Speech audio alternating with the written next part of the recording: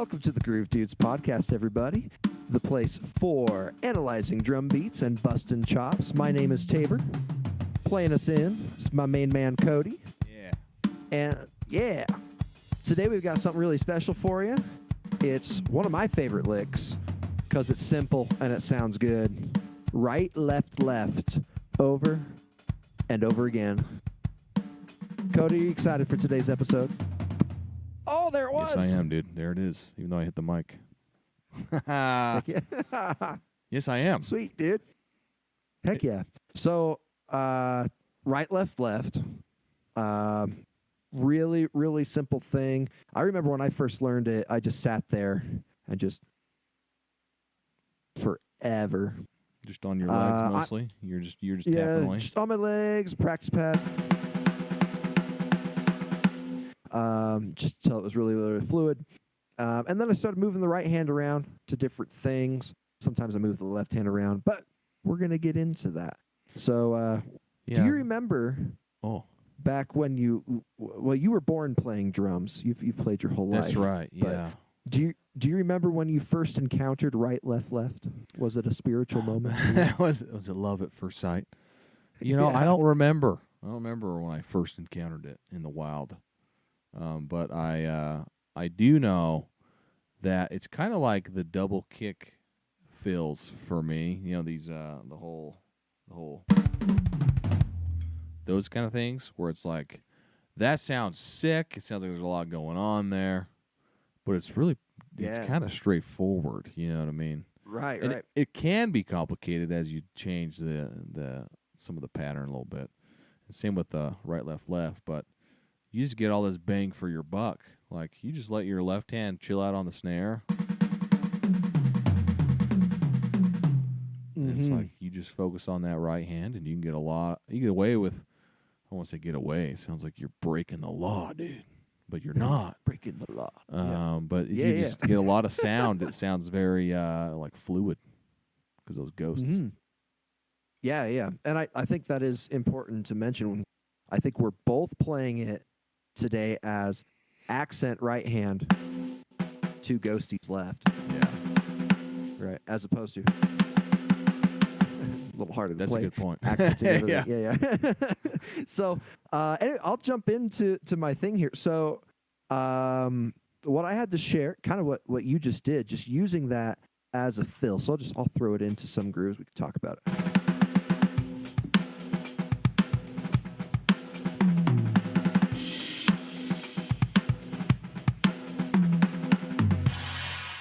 Using it as different things, and but the main example I wanted to share today was actually, here's a shameless plug for my project with my good friend Elias, Interstellar Harvest. I use right, left, left in probably my favorite fill that I've used for a project. Oh, doesn't start with right, left, left. It's high praise, dude. I know. Starts with a paradiddle diddle. With an accent, and then from there it goes to the right, left, left. So let me get into it here. Right.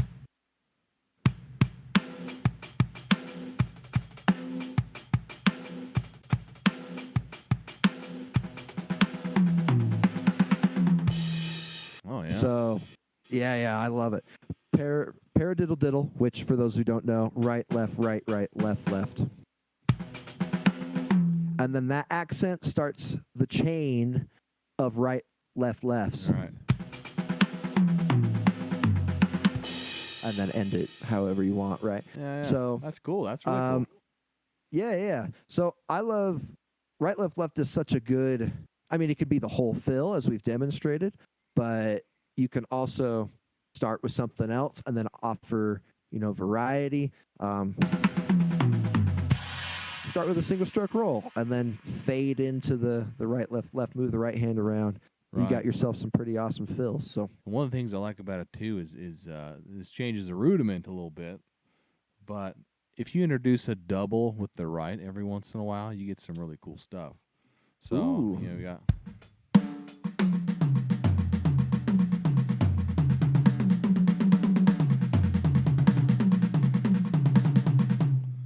So you start switching out those a little bit. Heck yeah. don't know what was I'm trying to think of. There's a beat I was playing when we were starting up today, which trades off some of the what. So I'll get into that in a second, actually, with my beat. Okay. Because there's a way I used to play it that was wrong. It's just I don't know why I did it that way, but it was fun. We'll get there. Heck yeah. Well, if it made the sound you want, right? So I have to ask you before you go into your beat, because I'm interested. Were you then doing a paradiddle? So sometimes, yeah. Sometimes, okay. Yeah. So it's just completely random, and that's why I have a hard time switching that. But I know every once in a while when you switch, it's really easy to get into the right hand is the lead. You know what I mean? For most of us. And so if you're left-handed and you primarily drum left-handed or open kit or with a left kit, then maybe you're starting with your left. Whatever lets you move down the drums with them open. But so maybe it's changing it with your less comfortable hand, getting your more comfortable hand to do the doubles instead of leading out. The left hand, your less dominant hand, is really good at following, right? And in fact, it's funny because we call it the less dominant hand, but it actually gets really good at doing different things, right? Mm-hmm. So it might be less dominant in that it leads out less with things, and it's less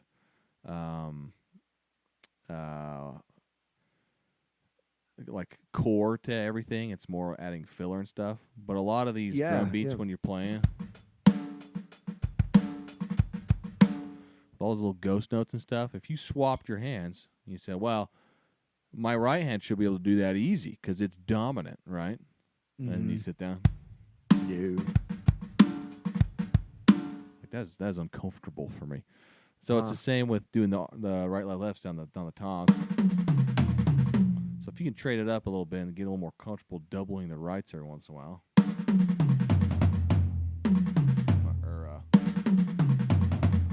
See, I can't even do it. It's hard. Because then it throws off your the way that you come out of that. Yeah. But a little every once in a while, it kind of it like resets the flow of the fill, and it's kind of yeah. All right, I'm gonna start using that. In that particular example, when you did the double right, did you keep the double left, or was it right, left, left, right, left, left, right, right, left, right? I think I kept it. So. Nope. No, I didn't. Nope. So I did trade it. I traded one double with the left. Oh, that's sweet. Because then, maybe that's because if you didn't trade it, it offsets like the what feels like the downbeat of it. It like turns into it takes the triplet feel away and gives it as just a moment of 16th feel, which people can do, Mm-hmm. But that's hurting. Yeah, I was going to say I think we've both been playing in triplets this whole time, rather than 1 E and 2 E and 3 E and 4 E and 1. Right. If we smooth it out, it has like a different feel. And oh yeah. Yeah. That's legit. I was just thinking. So it will always feel like it'll be a triplet feel, but it might not actually be triplets. Be triplets, yeah. Yeah. Try explaining that to my students that are trying to get triplets right now. Be like, no. Dude, it's the rogue. It's the rogue. That's what the R stands for in RLL, right? Rogue look alike. And it's not a perfect acronym, but it's close. I think that's the name of the episode right there. Yeah. Rogue lookalike. Yeah. Ridiculous left loser. Loop. Yeah. Loop's way better. Loops makes more sense. Yeah. Well, I was going to say one more thing before I want to hear your groove for this episode for sure. But I was just thinking of that thing you just taught me. Practicing it more simply, right, left, left, right, left, right, left, left, right, left.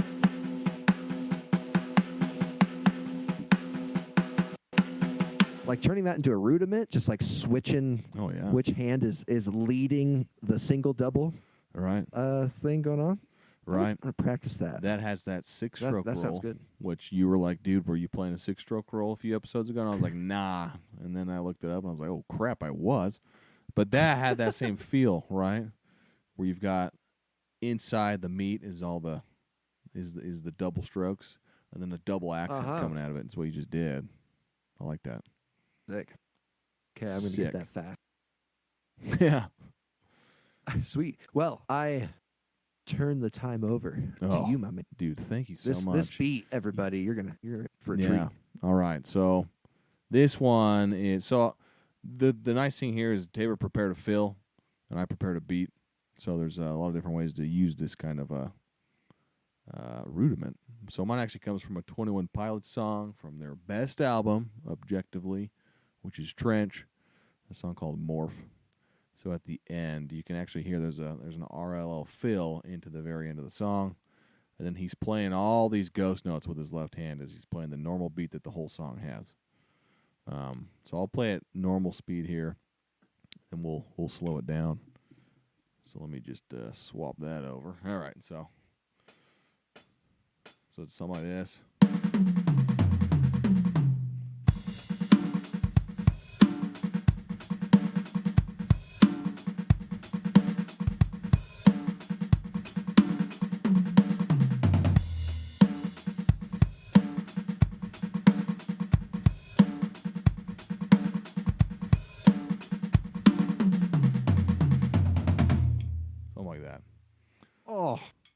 So it sounds like instant stank face, dude.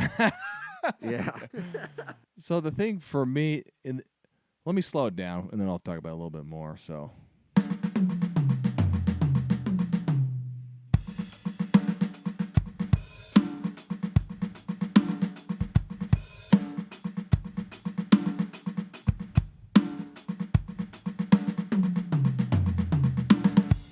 Actually harder for me to play slow. So the tricky thing about that beat is he does this little, there's a light kick when he does the double kick here. So the drum beat is.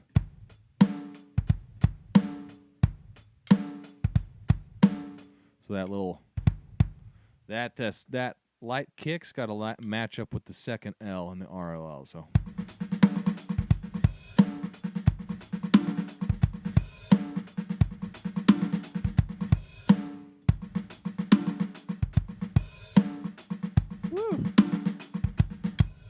Actually, no, it's not the second L. It lines up with both of the L's.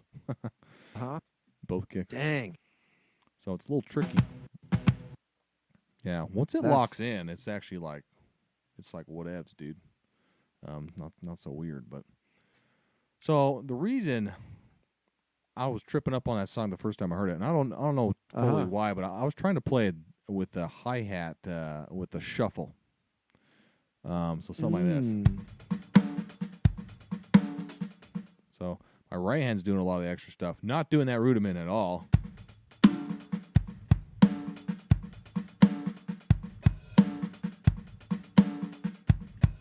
It doesn't sound actually as good, I think. It's not as quite as filled out. Right. If I could do like Swiss Army triplets, meaning I'm doing the RLLs, but I'm also doing doubles with my right hand. Mm-hmm. You know what I mean? Something like that. I can't even try that. It's going to break my brain too much. Like that, I think would fill it out fully, sick. And it'd be a shuffle, and it would have that triplet feel, which a lot of shuffles have triplet feel. But anyway, that's how I ended up playing it the first time. That's awesome. So if you're playing the type of shuffle that I know how to do, and what I think I just heard, is that right, left? Just kind of the opposite of today's. Yeah. Yep. Oh, dude, these are so new to me. I got to get into it.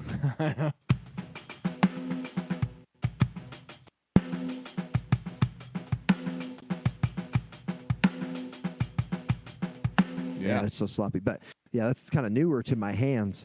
But yeah, right. And then when you place that backbeat, you got to do the double left. Which is funny. It is. So it's backwards rudiment, but the emphasis is different, right? Oh yeah. The left is still quiet.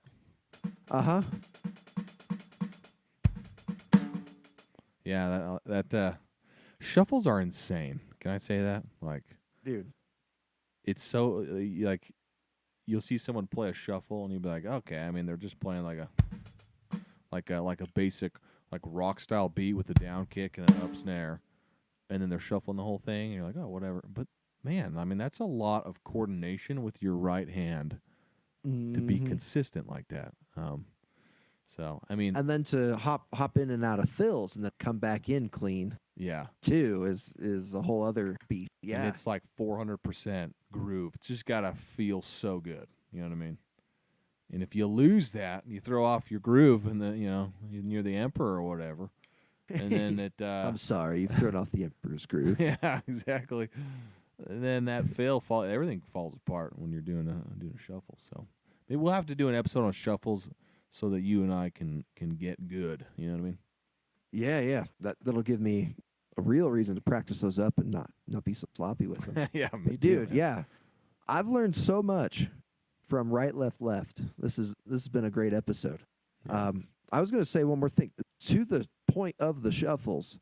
I think right, left groove is a great introductory shuffle. Like for new drummers, the band's like, hey, we need this feel, and you're like, okay, all this stuff's too complicated.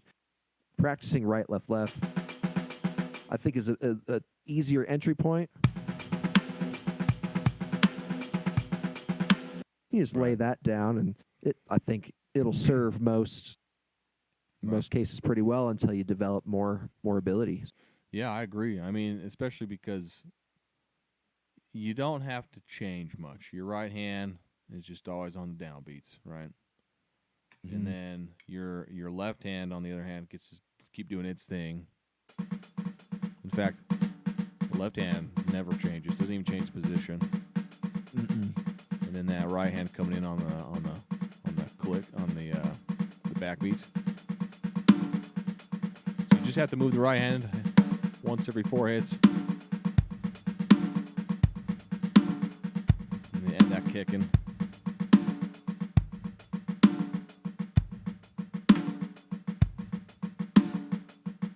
Yeah, I think that. That's tasty. I think you're right, man. That is like a really comfortable way to start into shuffles, So awesome. Good advice. Well, what a great episode. This is awesome. Do you have any other thoughts? No, I just want to play us out of here, man. Okay, dude, sick. And I'll tell the people. So find us on YouTube at the Groove Dudes Podcast. We're also on Facebook and Instagram, GrooveDudesPod on there. No cast, just pod. And I'm Tabor. That's Cody. And this was way too much fun. I'm just going to let Cody play because it's so good.